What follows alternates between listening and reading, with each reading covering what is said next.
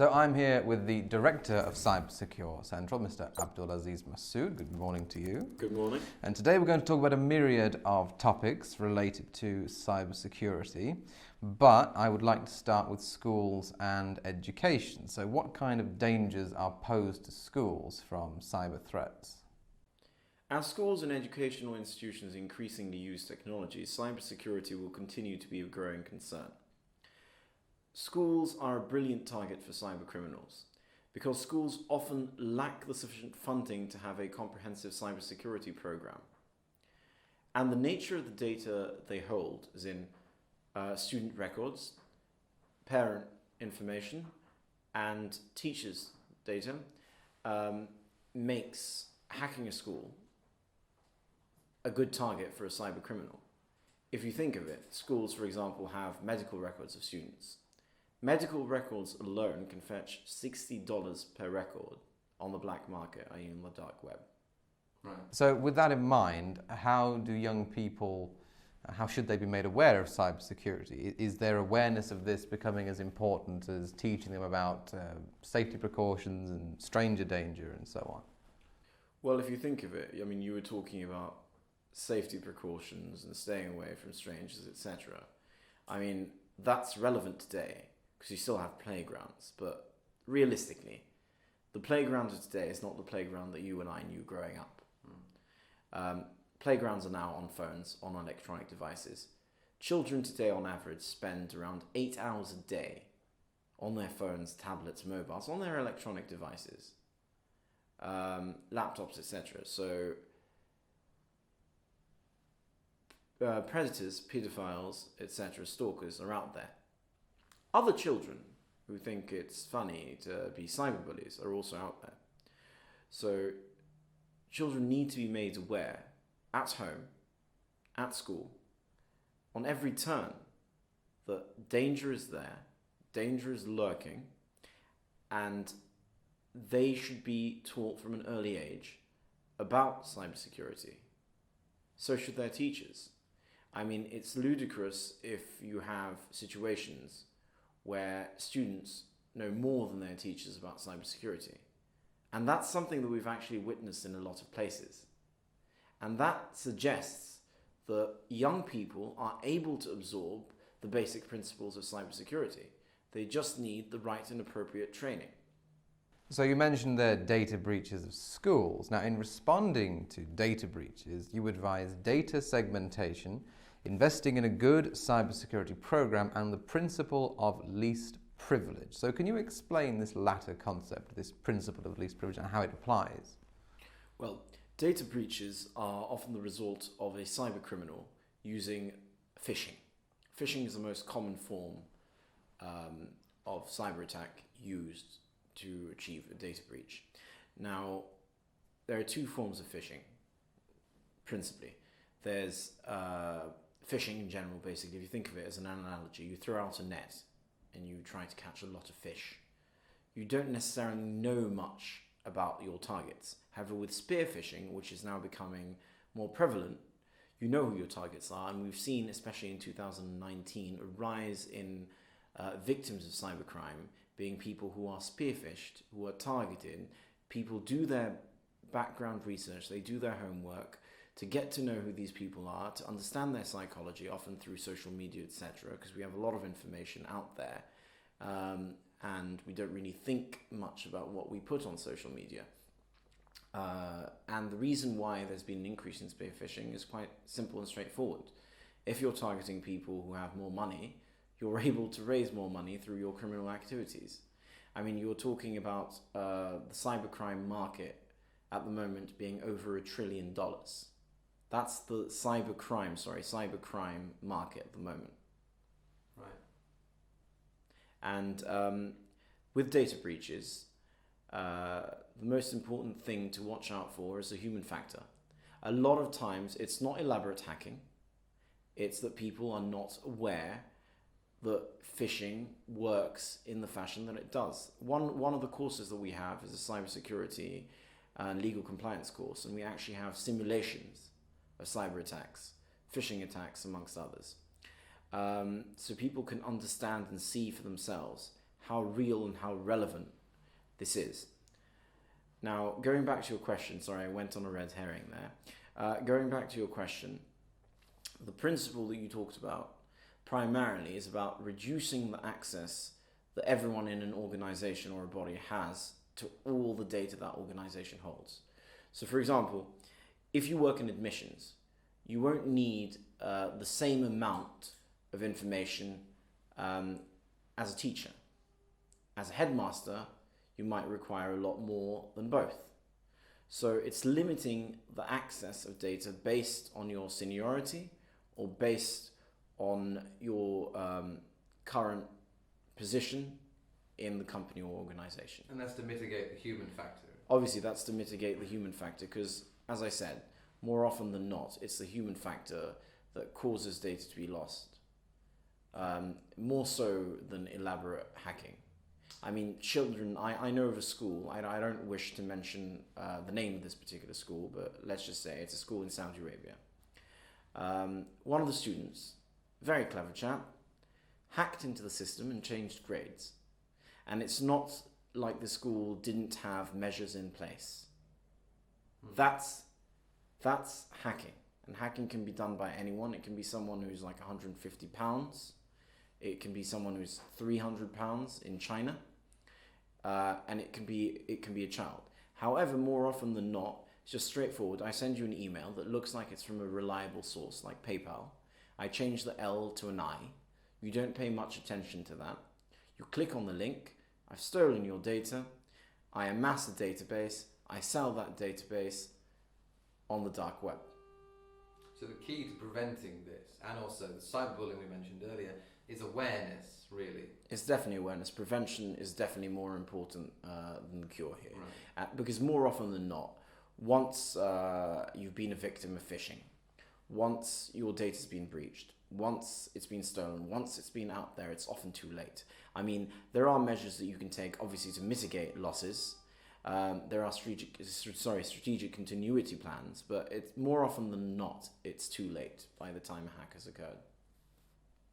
The damage would have been done.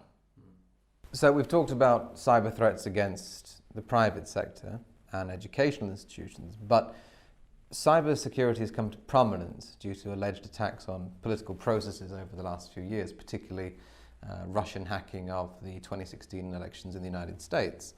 So the Americans have an election next year as well. So do you think that things are going to change? Are they going to be more prepared for any attacks? And will there be any further attacks? What are your thoughts on this? First of all, I suppose you mean the alleged Russian hacking because there's an investigation that's ongoing. Mm-hmm. Let's start off with saying, realistically, there's no peace in cyberspace. We are living in the era of the Third World War. And this war is being fought in cyberspace. It is a cyber war. Attribution, once you start talking about attribution, you're on a very slippery slope. It's very hard to prove with concrete, hard evidence who's behind a cyber attack. I mean, recently we've discovered that there were Russian hackers posing as Iranian hackers, for instance. However, I'd like to move away from foreign threats to democracy in the West and start talking about campaign management. Okay. If you recall, in the 2016 election, a company which services were called on, actually not only by one of the candidates for the presidential election, as in Trump versus Hillary Clinton, but Ted Cruz. Ted Cruz, who was down in the polls for the nomination of the Republican Party, ends up being the last person standing until Donald Trump got his nomination. He used the services of a company called Cambridge Analytica, which Trump later used. Now, Cambridge Analytica had 5,000 points on every American voter, and they managed to attain the data of American voters through social media, primarily Facebook. And in order to attain and amass that data, such a large number of people, we're talking about millions here, they didn't even need to look into millions of people. They needed to look into hundreds of thousands. And a bit of analysis was done. Data scientists gathered and had a field day with it. You look at a person's likes, dislikes, their fears. You're able to analyze a person's character And by understanding a person's character, you're then able to alter their behavior. So they were able to alter electoral behavior based on this data that they attained. Highly unethical. Data is an asset. We should own the data that belongs to us. We should be paid if this data is to be used. I don't see why data is any different from property, real estate. Especially when you look at the astounding figures that databases are being sold for on the black market and how much data science can achieve today. I mean, without a shadow of a doubt, it influenced Brexit, it influenced the 2016 presidential elections. I mean, that's a given. People are targeted differently. They receive different sorts of ads. You're exposed every day by Google, by social media, to adverts, blogs, you name it, that are engineered for you, Tim, to change your behavior. For example, I know that you're a fan of boxing. So through that, I'll be able to influence your opinion. Through understanding your character, through understanding your likes and dislikes, I might be able to, for example, launch an advertising campaign that involves boxing that grabs your attention. Well, the same for you, because you're a big fan of basketball. I am a big fan of the NBA particularly. It's a lovely game, and actually there's a point that I'd like to raise that's very relevant here about the force of the media and disinformation today.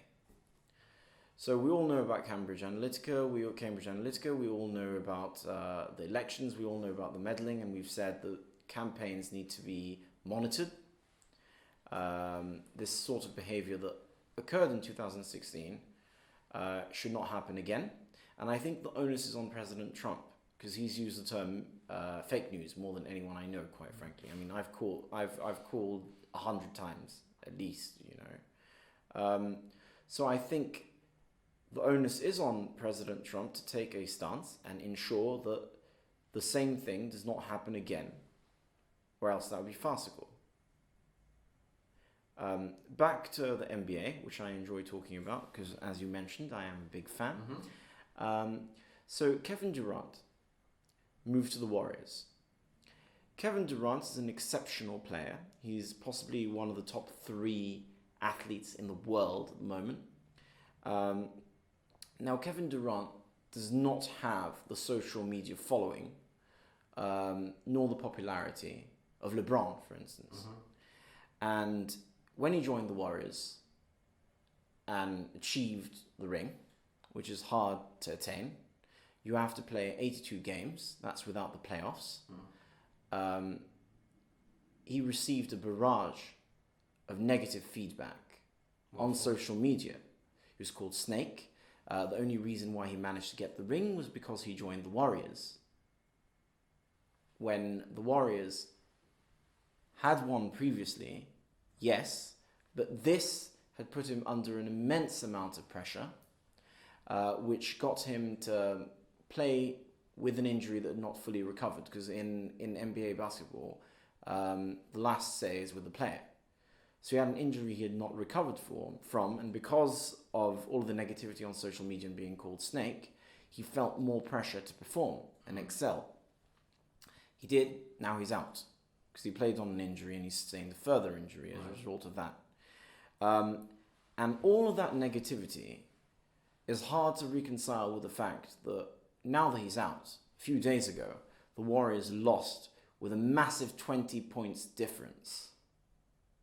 So how good you are at what you do is not important today.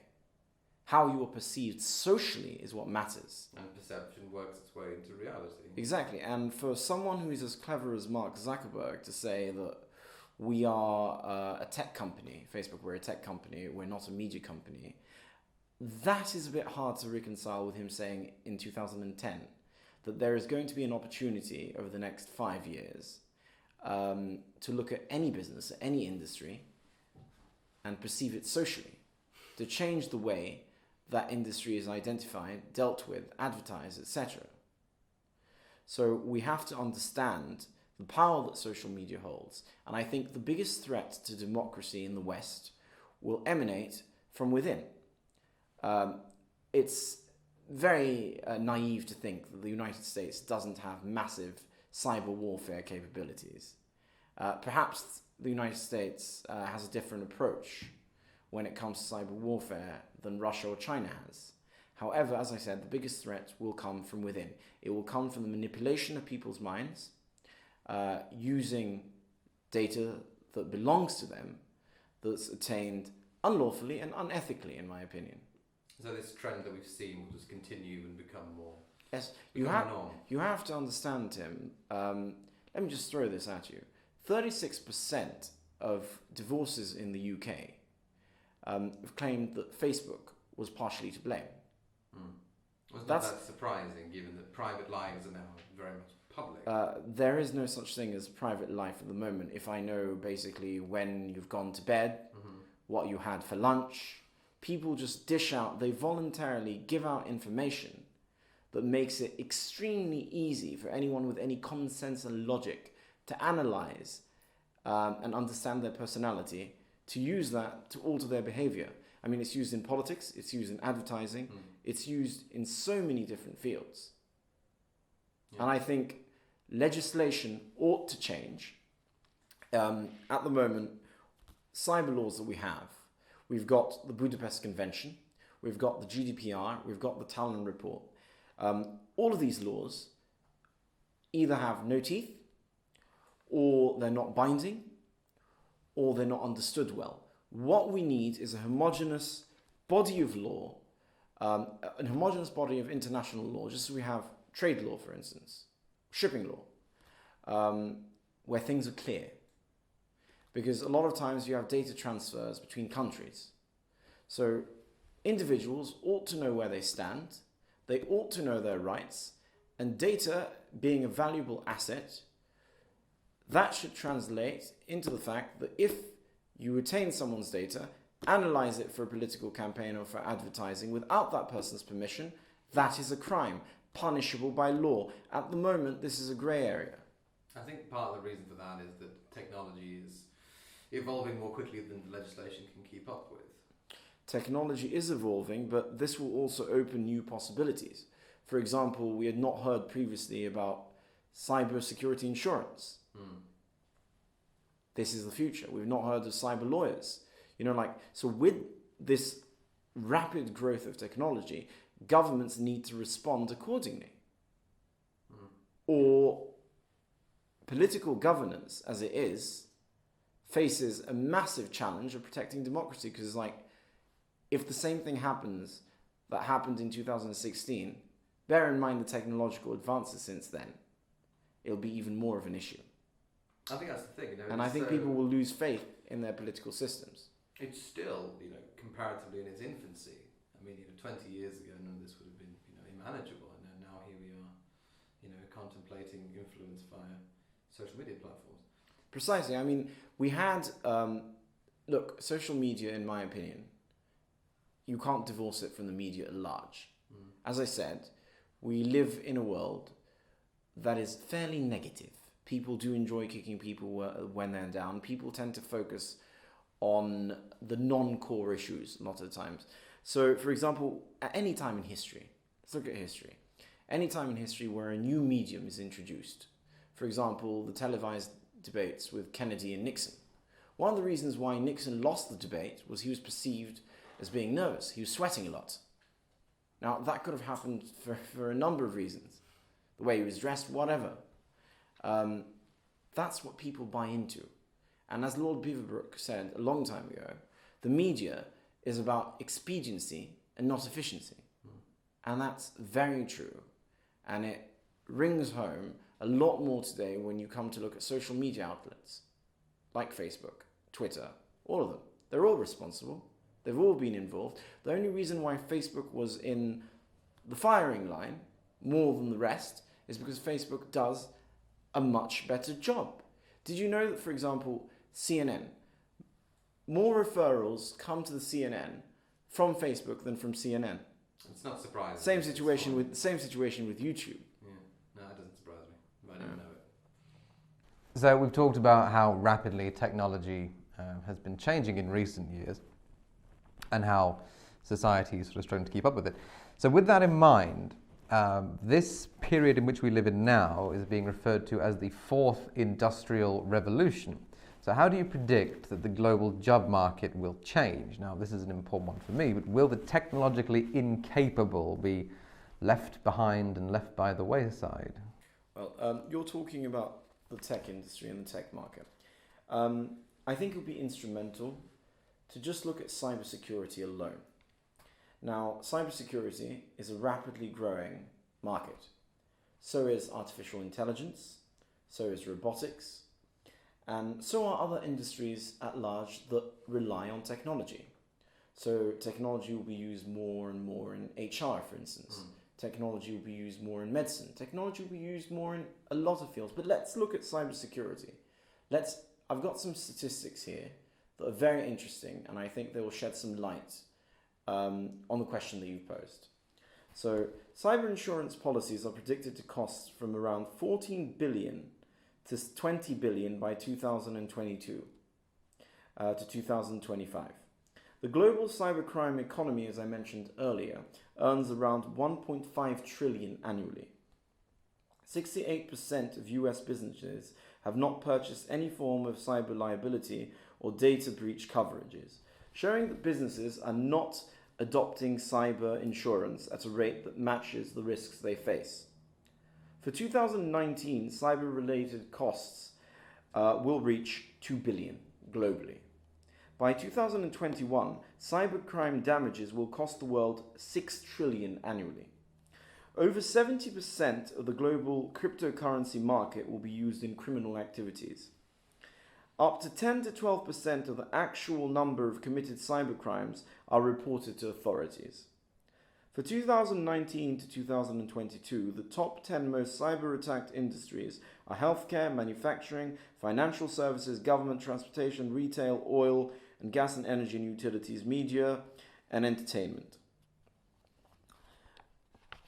Bitcoin is involved in around 76 billion of criminal activities, $76 billion worth of criminal activities annually. The US cybersecurity workforce now totals to almost 715,000, with around 314,000 positions currently unfilled. By 2021, a total of 3.4 million security jobs will be vacant. The shortage of cybersecurity professionals is actually close at the moment to 3 million globally. The global healthcare industry is the most vulnerable industry in cybercrime in 2019. Did you know, here's the last one, 65% of the top 100 banks in the US failed cybersecurity tests. That doesn't surprise me too much. Well, this is very hard for business to keep up with this. Looking at these statistics, and excuse me for reading from this paper, I mean, there are quite a few out there, and we tried to get statistics from a number of sources, so we've not just relied on our own research. Now, what these statistics suggest is quite evidently cybersecurity market is growing. Cybercrime is growing at an exponential rate, and cybersecurity industry will have to retaliate. More jobs will be created in this industry. As I said, there are other fields of technology that are increasing rapidly. AI is a very big one, but all of them, AI, robotics, and the other supporting industries will require cybersecurity. So by understanding the increase in the need for cybersecurity, we will understand just how much the tech industry is growing. And I think that people who are technologically illiterate will be at a great disadvantage, because even if you're a writer, a journalist, when you post an article these days, how do you do it? You use electronic devices, right? When you're traveling to conduct an interview, using the underground, scan your Oyster card in and out if you're in London, for instance, or like whatever form of transportation you're taking. Cameras, everything is vulnerable. And we are vulnerable unless we are socially aware. I also think what we're going to see an increase in is the use of the term social consolidation. Social consolidation is actually something that sets out to do what social media was supposed to do in the first place. Social media, like Facebook, was supposed to connect people and bring people closer together. Instead, it's caused depression. It's cultivated a fake world. People are basically chasing what others have on social media, which might not actually reflect how they really live. People who are actually in need of help or support from friends or people who've gone through similar experiences are not getting it on social media because of the nature of how social media has evolved. It's evolved to a platform where people compare their lives when news is disseminated more than actual news stations themselves. So I think social consolidation will be a massive industry trying to solve the problems that social media has created. I think we'll see this over the next decade. I think HR in tech is going to be a big thing as well. A lot of the sites that exist today are not niche enough. They do not cater for how in-depth tech HR ought to be. There is a lack of understanding, a clear lack of understanding when it comes to fairly nascent jobs, like being a cyber lawyer, for instance, or being a cybersecurity expert, or even a data scientist for that matter, amongst a lot of mainstream HR companies because of the nascency element of these jobs. I think insurance, cybersecurity insurance, is going to be another massive industry, and it's going to be just as important as being insured against standard theft, which probably is not covered. Standard theft probably does not cover cybercrime in a lot of insurance policies. So the global job market really is going to be at least overhauled, if not completely changed. The prime job in the world will be in cybersecurity. That'll be the number one job, followed by law. Okay. Yeah. And I think law will have to cater for this increase in use of technology and this increase in the nature of how we live our lives. We'll have to keep up with it as well. 100%. However, I do think that cyber law, in terms of lawyers and practice, is actually one step ahead of the governments. And that's actually a very worrying notion. Well, what is that a result of, do you think? Just bureaucracy? It's a result of cybercrime. It's a result of cybercrime increasing.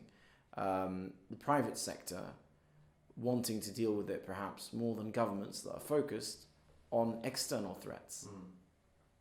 A lot of the cyber power of countries like the United States is targeted at foreign threats as opposed to being targeted at cybercrime at home. Well, let's hope. It's allocation of resources. Let's still hope there's place in the world for those of us who are not particularly tech savvy, but time will show. So, Mr. Abdulaziz Masood, thank you very much for your time. Thank you very much. It was a pleasure being here.